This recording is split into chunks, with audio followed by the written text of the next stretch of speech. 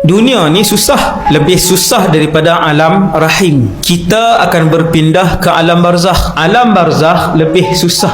Kalau orang miskin kata sekarang pun susah dah ustaz, hari-hari pening, fikir duit, fikir kerja anak-anak.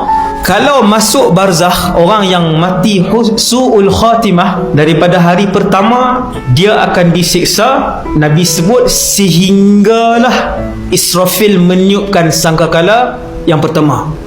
Saya sebut satu je contoh siksaan yang berterusan tu, antaranya kata Rasulullah sallallahu alaihi wasallam, Nabi kata, aku melihat di alam barzakh sekumpulan manusia berada di dalam sebuah rumah api yang tertutup.